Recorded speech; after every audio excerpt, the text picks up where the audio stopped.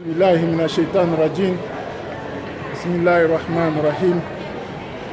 Wassalatu wassalamu ala rasulillahi karim. Amabad bandeko balandi ba mateya na biso ya Islam na lingala na pesi bino mbote pe na tomboli bino pokwa elamu esika nyonso bozali. Lelo nazali bongo na posa tosolola makambo etali via moto. Mais soko vandi lelo na bato okaka tosolola okepa ya moto alobi tosolola otuni tosolola nini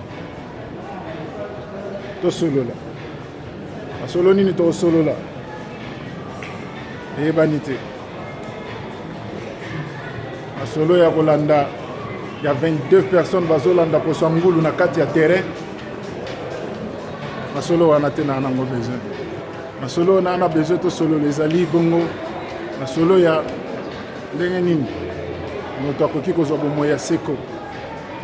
Bomoi ya seko wana ezwamaka ndenge nini na baoyo bazali kolinga kosalama ye nzambe alingi.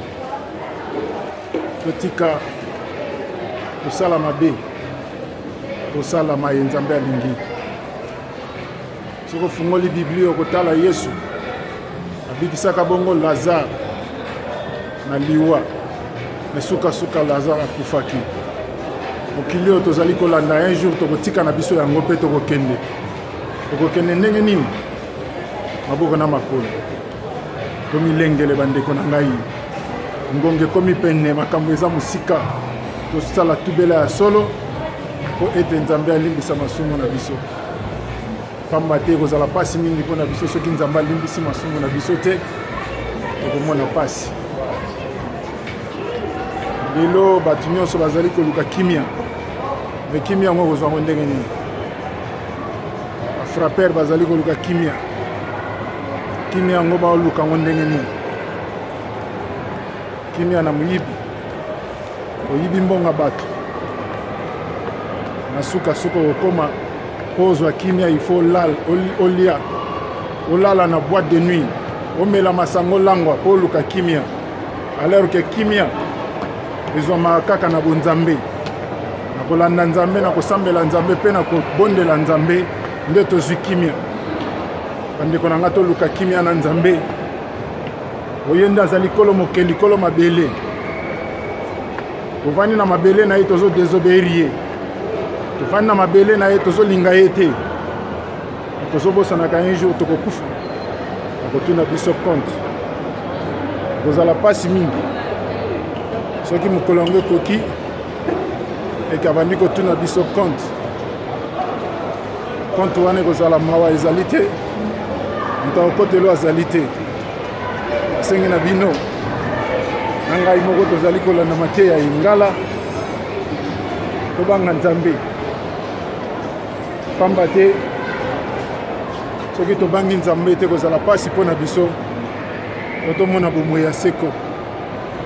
Bomoi ya seko wana ezwamaka kaka na baoyo bandimeli nzambe moko oyo atindaki batoma na ye.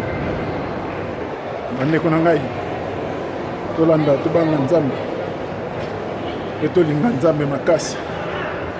Lelo okende partout bajeune bakomi bapede tuna eki pede wana esalisi yo na eloko nini eloko moko te elamba malonga te ndako ya malonga te papa bota yo sepeli ke mwana botami mwana mobali akozwa héritier ya famille mwana mibebisi akomi pede.